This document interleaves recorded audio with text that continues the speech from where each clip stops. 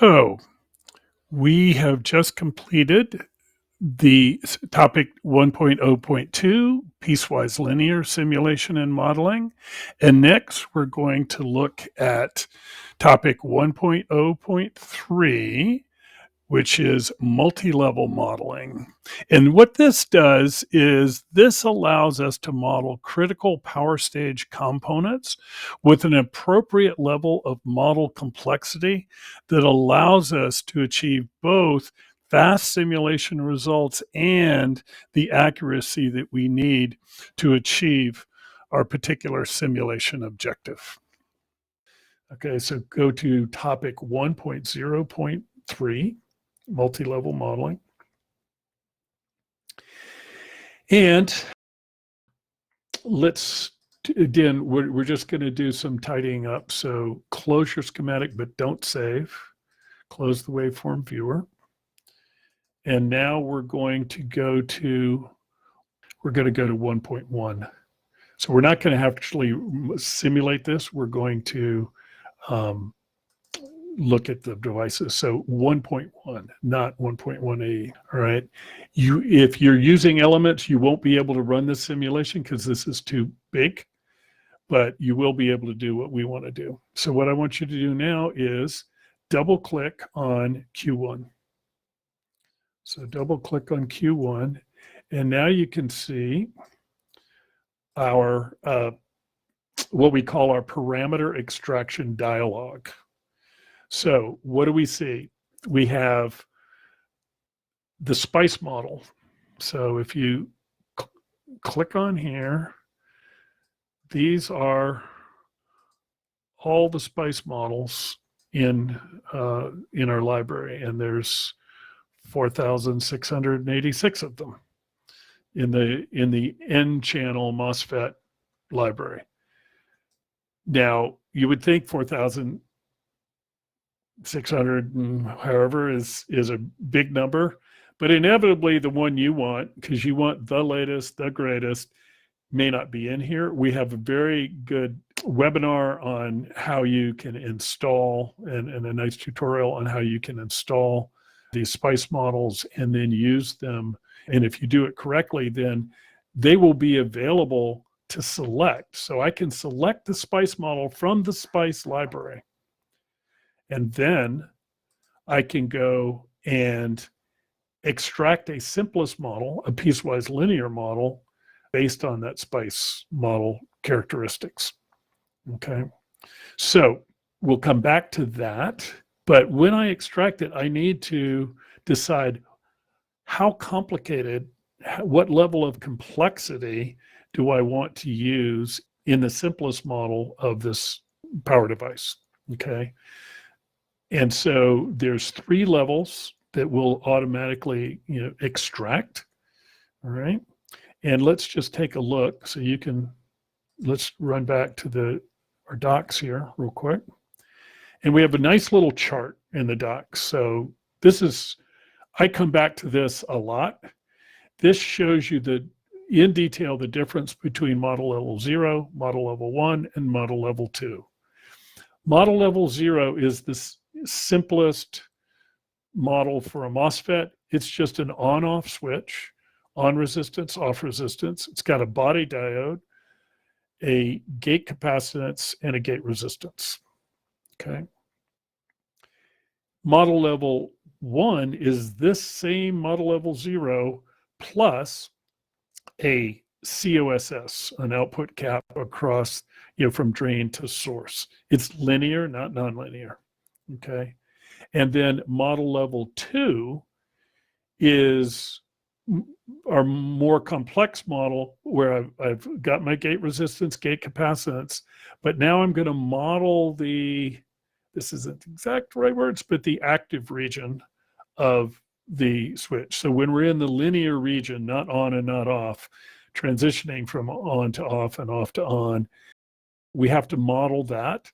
And we have to model the nonlinear drain to gate capacitance and the nonlinear drain to source capacitance. And of course, we have a body diode.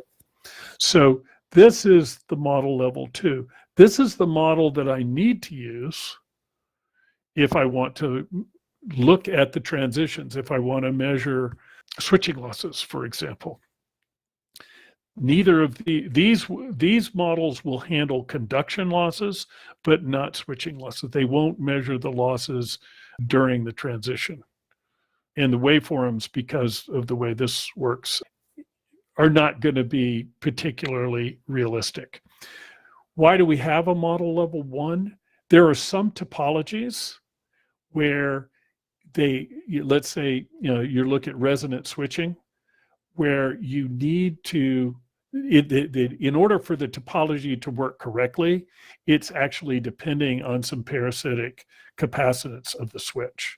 So in order for those to even work, you need to have some capacitance. But if we want a simple switch model, then you would use model level 1. Okay. But this is the model that we're going to maybe talk a little bit more about. This is the one that you would need when you are interested in the transitions, when you're interested in modeling losses. Okay, so how do we get a good model? And so if we come back now to our dialog, so we double clicked on here, this dialog pops up. So now we want to extract a model, in this case, for a STD2NA60, all right? It's going to ask, what is the peak voltage that's going to be across the drain to source? This is not the spec of the device. This is your actual operating conditions. Because what you want to do is you want to optimize the extracted model for your actual application, right? So,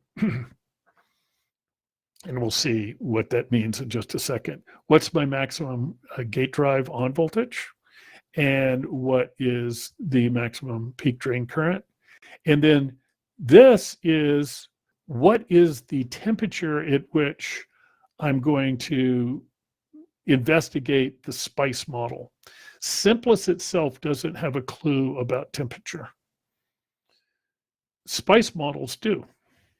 Okay, so I can input what I typically do is I say, okay, I know what kind of thermal environment I'm going to be operating in. So I know I have a maximum temperature that I want to design for. I want to be sure I'm good if my temperature goes up to whatever my design max is, and I'll put that in there. It might be, if it's soldered onto a board, then I don't want to go above 105 probably because of the printed circuit board limits. If it's on a heat sink, it may be less than that. You have to have some information about your thermal environment. But anyway, this is the temperature at which you want to extract a model. This is the level. So we're going to extract a model level 2. Okay. So then we can click extract. And what we're going to do is we're going to run a half dozen SPICE simulations under these operating conditions, right? Not the specs, but where you're actually going to operate. And so if I go, let's go to our drain to source. So QDS, go to that one. So if now we can represent, the way we represent nonlinear capacitors is in the charge versus voltage plane. So when Simplest looks at a nonlinear capacitor, it's looking at this. For convenience and intuition, we've plotted what the capacitance versus voltage curve looks like. So the red is the measurements that we made on the SPICE model under the operating conditions. So remember I said we're going to, my max operating is going to be 450 volts, right? This device might work up to, I don't know, 650 or 700, but I'm not going to operate there. So I want to optimize my model for the area where I'm going to be operating in my particular application. All right. So now what Simplest does is under those operating conditions, it generates the charge versus voltage curve and then comes up with a piecewise linear approximation to that. Okay. This is a pretty, for 4 piecewise linear segment, it's a pretty decent match, because what matters is both the shape and also the energy that you store in this case, parasitic capacitance, is the area between the vertical y-axis, the charge axis, and the curve. So it's the area and the shape under this curve between the y-axis and the curve. That is what's going to characterize the behavior of this device, particularly when, during switching transitions. And so this is important. You want to get this right. Simplest doesn't look at capacitance versus voltage. Now, capacitance is just the slope of this curve, right? So it's delta charge over delta voltage. That's the slope here. And so for convenience, again, here's in red is the SPICE model, capacitance versus voltage. And then in our piecewise linear model, so it's piecewise linear in charge versus voltage, it's stepwise constant in capacitance versus voltage. So it gives us, just another way of looking at it. This is what really counts, though. And that's fortunate, because in switching losses, you could argue this is a pretty ragged, it's pretty ragged, right? It doesn't look good. And if we were in fact using this capacitance, this voltage dependent capacitance for, I don't know, an FM tuner where I want to get a bunch of different radio stations, with my simplest model, I'd only be able to tune in at best 4 stations, right? But if what I really care about is switching losses, then, this turns out to be a quite good approximation. Tom, so real quick, will you be talking about the custom MOSFET dialog in this? Somebody had a question about how to adjust the fidelity of these curves. Yes, let's just see. I will mention this. I think that we can't do it justice in this course, but we have a really nice feature. So if I highlight this, right click and do edit additional parameters, then I have the ability to go to a level 3 model. Level 3 model means I can go in and pretty much adjust the number of piecewise linear segments to my model level 2, however I need. Okay. We're coming up with some really nice enhancements to that aren't quite ready yet, but they're coming as soon as we can, that will basically let you, I can't demo that right this second, but it'll let you do a model extraction, model level 2, and then go use this tool to go model level, and then adjust to model level 3. Okay. And that then you will be able to tweak things as needed. Again, you're always going to want to try to use the lowest level of complexity to get the desired accuracy. What we're finding with silicon carbide, for example, is our current algorithm that works quite well for silicon and for GaN MOSFETs. Silicon carbide, the turn-ons tend to be much softer. For example, when we model the transconductance gain for silicon and GaN, it's a 2-segment piecewise linear approximation works fine. You're hard pressed if you add segments to see any improvement. For silicon carbide, this turn-on characteristic is so soft, and the voltage transition that the gate makes between when it starts to turn on and when it's really on is much wider. You need more piecewise linear segments. So this new feature that Matt's been working on to let us increase the number of piecewise linear segments, that will let us give the users a chance to improve the fidelity, as needed. And we have some really nice test benches that you can use to verify, your results. We are going to have some webinars that, once this feature is available, we have some really, we'll put together some webinars that'll walk you through that whole process. The other thing that this does, this works now, is that you can import datasheet information and just go from datasheet curves and create the models. And if you import from the datasheet, then you already now, with these tools, have the capability of tweaking the number of piecewise linear segments to get the required accuracy.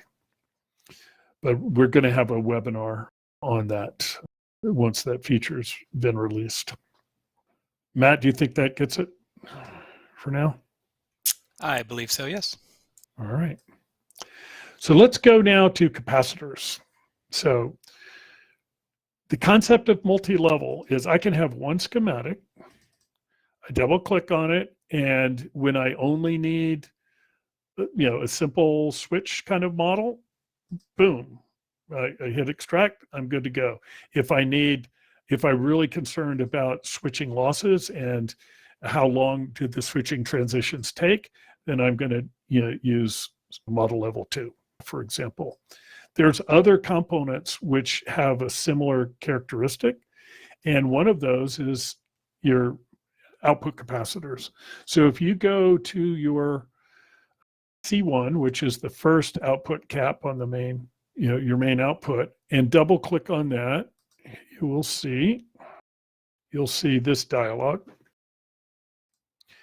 And what does that do? That lets us pick 4 different levels. So this is just a capacitor, right?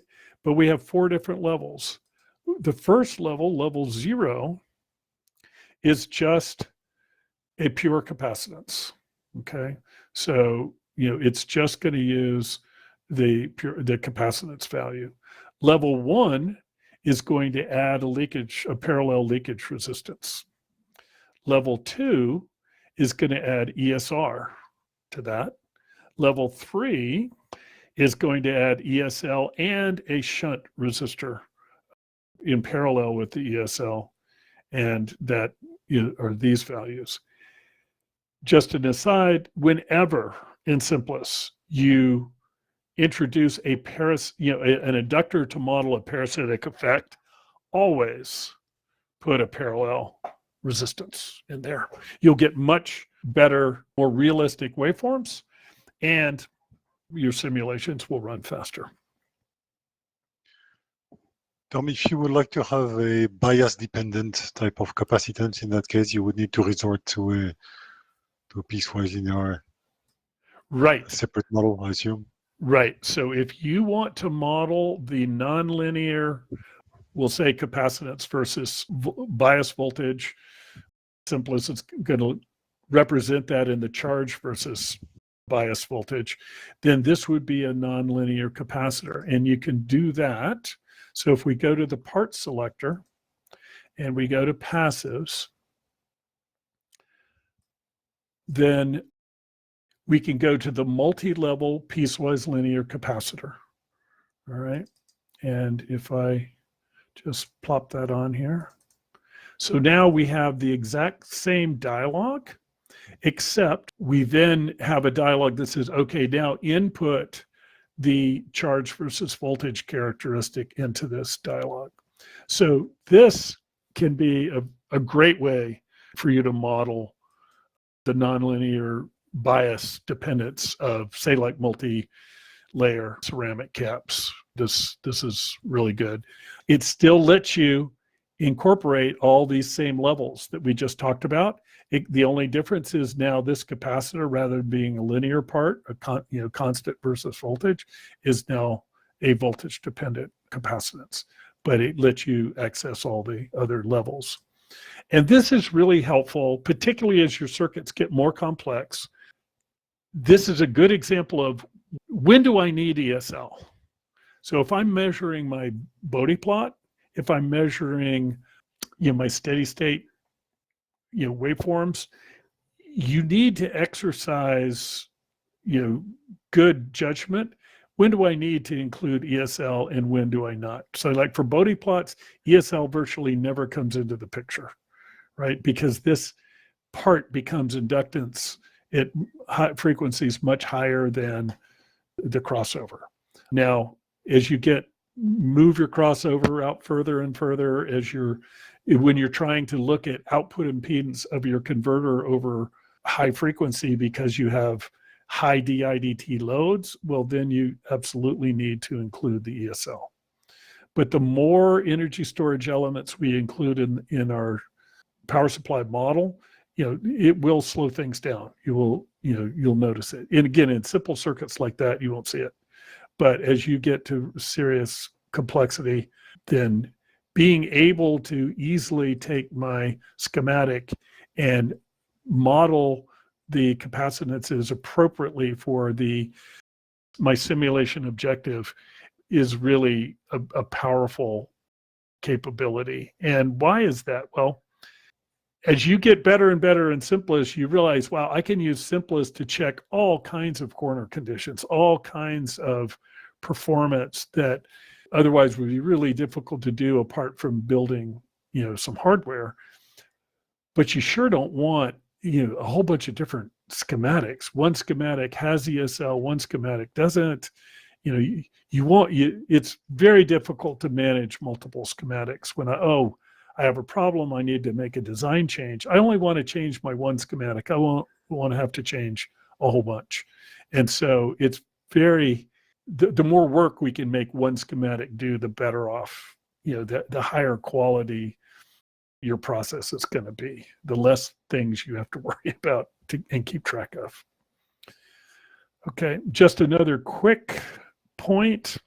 We do have another capacitor that is available. It is very good for electrolytic capacitors, tantalum or aluminum electrolytics. And it has what we call level 4 and level 5. What they look like is you can have a low frequency ESR. So you want so it's this parallel combination. You adjust these values so that at your crossover frequency, the effective ESR is what the part is. So your capacitor, you measure the ESR at your crossover frequency, and you adjust these values accordingly. And then you measure it again at your switching frequency.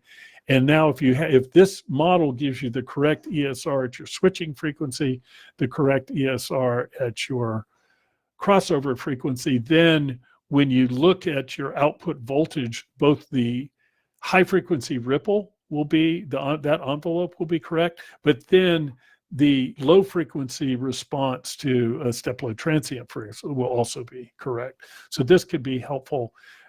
People aren't using tantalums as much these days. We're using scads of multi-layer ceramics, but just in case, you at least know that this exists. Okay, key points. Multi-level modeling is really powerful because it lets us adjust the level of complexity of the individual critical components in your power stage, for example, to be the appropriate level of complexity to achieve the required accuracy. And so that is a big deal. It lets you have one schematic that does a lot of heavy lifting for you. It also lets you, when you don't need it, you can shed the extra capacity, the complexity. When you do need it, you can deploy the appropriate level of complexity. For example, when I want to do switching losses, I don't need to run thousands of switching cycles. I can use the periodic operating point. I'll do it with, I'll just use 3 cycles. So I have to find steady state and run 3 cycles of steady state, and then I can calculate that. So I'm not hurting myself. Whereas if I have to do things that involve long transients, and I'm in the long transients aren't impacted by the switching losses at all, but I don't want to have to carry around the extra computational load of modeling all these switching transactions. For say, like if you have a PFC, just one cycle, one conversion cycle could be 2,000 switching cycles. And if I don't care about switching losses, I just don't need to model it for thousands and thousands of switching cycles. Okay. So everything, whether it's a MOSFET, everything in these IC models that you see that, for controller models, power management control models, all of those are piecewise linear. Everything's piecewise linear. Okay. If some of you decide someday to look at some of the stuff that Jens Uriot's doing, he is I would say, unparalleled master of multi-level modeling. He has IC models that, we do something simple here, like click 0, 1, or 2. He has levels that, he'll turn his IC model into a SPICE model, an average SPICE model, or, a detailed simplest model with 6 phases or 7 phases or 8 phases. It's awesome.